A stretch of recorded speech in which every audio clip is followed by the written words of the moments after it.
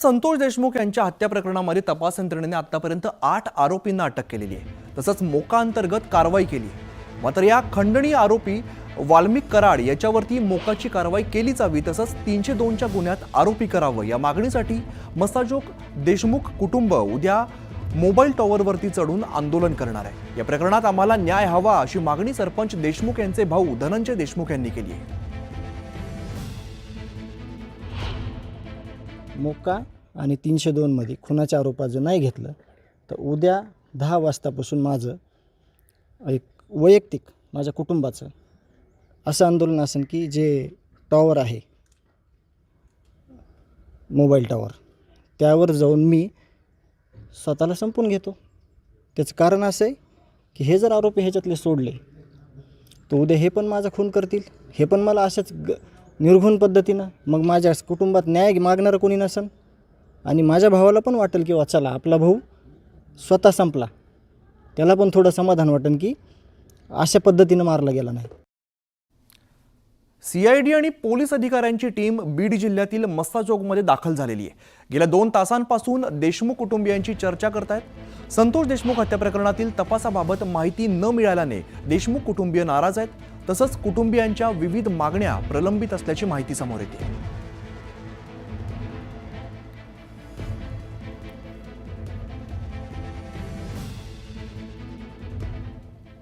आणि आता लाडक्या बहिणींसाठी महत्त्वाची बातमी आहे। राष्ट्रवादीचे आमदार छगन भुजबळ यांनी लाडकी बहीण योजनेबाबत मोठं वक्तव्य केलेलं आहे। ज्या लाडक्या बहिणी नियमात बसत नाहीत त्यांनी स्वतःहून नावं काढून घ्यावीत, अन्यथा त्यांच्याकडून दंडासह रक्कम वसूल करण्यात येईल असा इशारा छगन भुजबळ यांनी दिलेला आहे। तसंच पैसे जे देण्यात आले ते आता परत मागण्यात अर्थ नाही, ते मागण्यात येऊ नयेत असं सुद्धा छगन भुजबळ यांनी म्हटलं आहे। एका घरामध्ये 2 महिलांना देणं, त्यांचं कुठे मोटर गाडी नसावी, बायसिकल नसावी, उत्पन्न म्हणजे गरीब लोकांना द्या। पण आता सर्रास फॉर्म भरले गेले आणि सर्रास लोकांना घेतला फायदा। तर माझं म्हणणं असं आहे की एक अपील केलं पाहिजे लोकांना आणि जे नियमात बसत नाही त्यांनी स्वतःहून आपली नावं जे आहेत काढा म्हणून सांगायला पाहिजे। आणि जे पैसे दिले गेले ते आता परत मागण्यात काहीही अर्थ नाही, ते मागण्यात येऊ नये याच्या पुढे जे आहे लोकांना सांगावं या नियमात बसत नाही त्यांनी स्वतःहून आपली नावं काढून घ्यावी, नाहीपेक्षा मग त्यांना मात्र जे आहे दंडासहित वसुली करण्यात येईल। विधानसभा आणि लोकसभेच्या निवडणुकीनंतर आता सर्व राजकीय पक्षांचं लक्ष हे पालिका निवडणुकांकडे लागलेलं आहे। भाजपच्या अधिवेशनात सुद्धा मुख्यमंत्री देवेंद्र फडणवीस आणि गृहमंत्री अमित शहांनी पालिका निवडणुकीचं रणशिंग फुंकलंय। येत्या 3 ते 4 महिन्यात स्थानिक स्वराज्य संस्थेच्या निवडणुका होतील असं मुख्यमंत्री म्हणालेत। तर अमित शहांनी येऊ घातलेल्या महापालिका निवडणुका आपण जिंकणार असल्याचा विश्वास व्यक्त केलाय। स्थानीय स्वराज्य संस्थांच्या निवडणुका येणार आहेत। जवळपास माझा अंदाज आहे की पुढच्या 3-4 महिन्यात, अर्थात सुप्रीम कोर्टातनं निर्णय झाला तर पण तो निर्णय शेवटच्या टप्प्यावर आहे, त्यामुळे तो निर्णय झाला तर येत्या 3-4 महिन्यात या निवडणुका होतील। या निवडणुकांची तयारी देखील आपल्याला करायची आहे आणि जसा महाविजय हा महायुतीने या ठिकाणी महाराष्ट्रात विधानसभेत मिळवला तसाच महाविजय आपल्याला महाराष्ट्रामध्ये स्थानिक स्वराज्य संस्थांमध्ये देखील मिळवायचा आहे। ऐसी आवाज नहीं चाहिए, मुंबई तक आवाज जानी चाहिए कि आने वाले स्थानीय स्वराज के चुनाव में इससे भी प्रचंड विजय भाजपा की होने वाली है। मुंबईतल्या टोरेस घोटाळ्यात आणखीन एक धक्कादायक माहिती समोर आलेली आहे। टोरेस कंपनीची जनरल मॅनेजर तानिया कासाटोवाला विधानसभा निवडणुकीदरम्यान 69 लाखांच्या बेहिशोबी रोकडसह पकडण्यात आलेलं होतं। मुंबईच्या डोंगरी परिसरात तानियाच्या कारमध्ये कॅश सापडली होती। या रोकड संदर्भात समाधानकारक माहिती देऊ न शकल्याने पोलिसांनी आयकर विभागाला याची माहिती दिलेली होती। मात्र त्यावरती पुढे काय कारवाई झाली हे मात्र गुलदस्त्यात आहे। 2008 मध्ये सुद्धा 77 लाखांच्या फसवणूक प्रकरणी देखील तानियाला अटक झालेली होती। पोलिसांनी सध्या तानियाला अटक केलेली होती।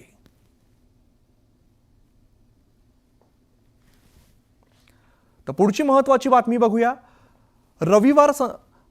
नाशिक मुंबई आग्रा महामार्गावरील उड्डाण पुलावरती भीषण अपघात झालेला आहे। या अपघातात 4 जणांचा मृत्यू झालेला आहे। 5 ते 6 जण गंभीर जखमी असल्याची माहिती समोर येते, तर मृतांचा आकडा वाढण्याची भीती आहे. आयशर ट्रक आणि पिकअपचा भीषण अपघात झालेला आहे.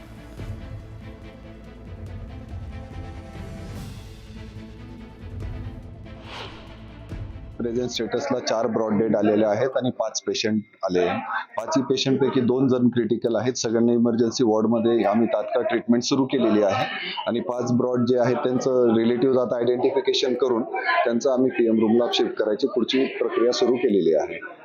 मॅक्सवेल म्हणजे प्रायव्हेट हॉस्पिटलला काहीतरी अजून 2-3 पेशंट गेलेले आहेत. सध्या निरोप आहे की तिकडचे पण 2 डेड डिक्लेअर झाले, पण आम्ही सध्या शुअर नाही आहोत. आमच्याकडे शिफ्ट केल्यावर मग आम्ही त्याच्या संदर्भात पुढील कारवाई करू. तर इकडे मीरा भाईंदरच्या पूर्व भागातील दीपक हॉस्पिटल रोडवरती भीषण अपघात झालेला आहे. कार आणि दुचाकीची समोरासमोर धडक झाली आहे. या अपघातात दुचाकीवरील 2 जण गंभीर जखमी झालेत. गंभीर जखमी असलेल्या दोघांवरती सध्या रुग्णालयात उपचार सुरू आहेत. एकाची प्रकृती गंभीर असल्याचं सांगितलं जात आहे. या अपघाताचा थरार सीसीटीव्हीमध्ये कैद झालाय. हा अपघात इतका भीषण होता की दुचाकीचा चालक आणि मागे बसलेला एक जण धडक झाल्यानंतर 4 फूट उंच उडालेत.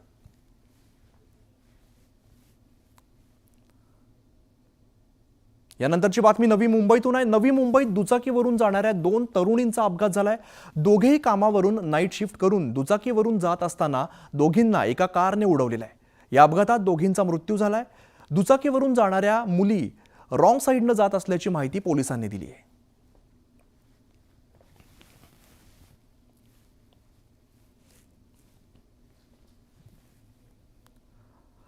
पुण्यातील नरे गावामध्ये ड्रेनेजच्या कामासाठी खोदलेल्या खड्ड्यामध्ये दुचाकीस्वार पडलाय. त्यामुळे काही वेळ वाहतुकी थांबवण्यात आली होती. एका दुचाकीस्वार खोदलेल्या खड्ड्याजवळून जात असताना त्याचा वाहनावरचा ताबा सुटलाय आणि दुचाकीस्वार दुचाकीसह खड्ड्यात पडलेला आहे. उपस्थितांनी त्याला खड्ड्याच्या बाहेर काढलंय.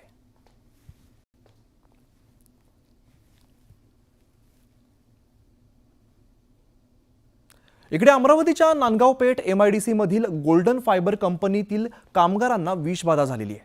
जवळपास 100 पेक्षा अधिक महिलांना विषबाधा झाल्याची माहिती समोर येते. विषबाधा झालेल्या महिलांना अमरावतीच्या जिल्हा सामान्य रुग्णालयात उपचारासाठी दाखल करण्यात आले. महिलांना उलट्यांचा त्रास होतोय, तर त्या कंपनीतल्या पाण्यामधून विषबाधा झाल्याचा संशय वर्तवला जातोय. या घटनेनंतर युवा स्वाभिमान पार्टीच्या पदाधिकाऱ्यांनी संबंधित कंपनीच्या अधिकाऱ्यांच्या कानशिलात लगवलेली आहे. विषबाधा झालेल्या महिलांना सरकारी ऐवजी खासगी रुग्णालयात का नेलं नाही असा सवाल सुद्धा उपस्थित केलाय.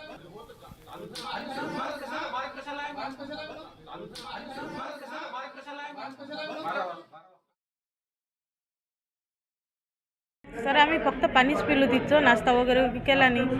तर उलट्या, संडास, हे डोकं बिकं सगळं दुखत आहे. हां, काही जण तर लस सिरियस आहे. तुम्ही किती वाजता प्रकार घडला? 9 वाजतापासूनच झाला, 8-9 वाजतापासून. मग तुम्ही आतापर्यंत हॉस्पिटलमध्ये का नाही आले? नाही, आम्ही तिथल्या गोळ्या घेतल्या ना. एक गोळी दिली, ORSचे पॉकेट दिले आम्हाला. ते थोडं आम्हाला बरं वाटायला लागलं. मग साधारणतः किती महिला आहेत तिथं? तर खूप आहे सर.